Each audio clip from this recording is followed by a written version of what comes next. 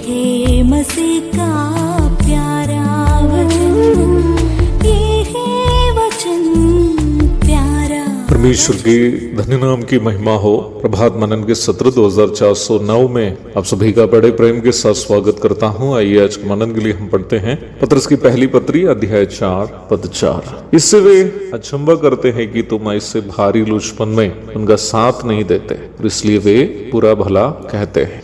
हमारे कल के मनन में हम ये देखे थे कि हमारे उद्धार प्राप्ति के पूर्व हम जो बुरे बुरे पापों को करते हुए जीवन बिताते थे वे हमारे पापमय स्वभाव की पहचान थी, परंतु यीशु मसीह पर विश्वास करने के द्वारा हम जो उद्धार पाए, आज यीशु मसीह के स्वभावों को दिखाते हुए जीना है। और हम जो स्वभाव यीशु मसीह का दिखाते हैं वे हमारे नए जीवन की पहचान है। पर हमें ये बात अवश्य समझनी चाहिए कि यीशु मसीह के पवित्र स्वभावों को इस पापी संसार में दिखाते हुए जीना एक आसान कार्य नहीं। यद्यपि ये एक आसान कार्य क्यों ना हो, प्रभु के पवित्र स्वभावों को दिखाते हुए जीना हम मसीहियों का दायित्व भी है, जिससे हम कभी पीछे हट नहीं सकते।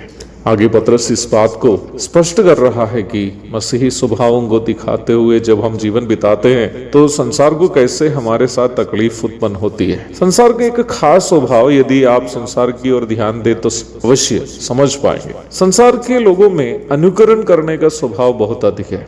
काफी हद तक संसार का यह स्वभाव कलीसिया में भी आजकल घुसने लग गया है। वो चाहे वस्त्र धारण का अनुकरण हो या अन्य जीवन शैली का अनुकरण हो या नशीले पदार्थों का सेवन आदि कुछ भी क्यों ना हो, संसार के लोग उसका अनुकरण करने लगते हैं। संसार के इसी स्वभाव का शोषण है वो प्रचार प्रसार अथवा एडवर्टाइजमेंट्स जो हम टीवी या अखबार के द्वारा देखते हैं। एक जाना पहचाना व्यक्ति के द्वारा कुछ भी करते हुए टीवी या अखबार के द्वारा दिखाओ, अगले दिन से लोग भी उससे करने लगते हैं। जूही चावला के सिर का बाल दिखाते हुए तेल की कंपनी अपना तेल का प्रचार करती है। इसे देखकर लोग भी इस उम्मीद से वही तेल खरीद कर लगाने लगते हैं कि अपना सिर भी जूही चावला के सिर जैसे बन जाएगा। कोई ये पूछने भी नहीं जाता है कि जूही चावला अपना पति को ये तेल क्यों नहीं देती है ताकि उसके सिर में भी थोड़ी सी बाल आ जाए। पाप का फैलना भी संसार में इसी प्रकार है। एक आदमी का कुछ भी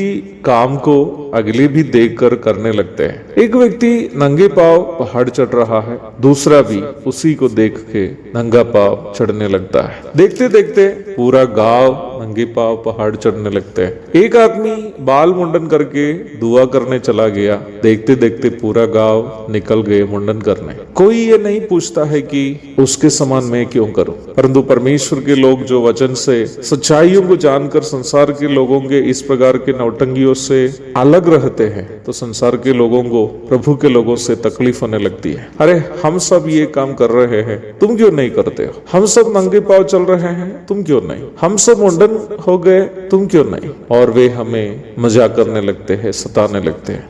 हम मसीहियों को ये बात अवश्य समझनी चाहिए कि वे इसलिए हमें बताने के लिए प्रेरित हो जाते हैं क्योंकि जब हम उनके कुकर्मों में सहभागी नहीं होते हैं तो वे अपने ही आंगों के सामने मूर्ख दिखने लगते हैं। इसलिए नहीं कि हमने कोई बुराई उनके साथ की है। इसलिए हम विश्वासियों को इस बात से खुश हो जाना चाहिए कि हम सच्चाई को अपने जीवन में लागू करने की कोशिश कर रहे हैं। इसलिए दुनिया अपने ही मूर्खताओं को देखकर नाराज होकर हमें सताने के लिए निकल गई है।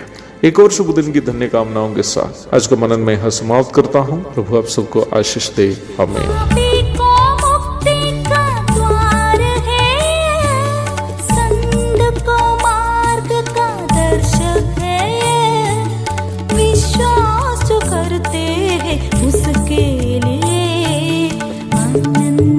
जीवन का साधन है ये है वचन प्यारा वचन, यीशु मसीह का प्यारा वचन।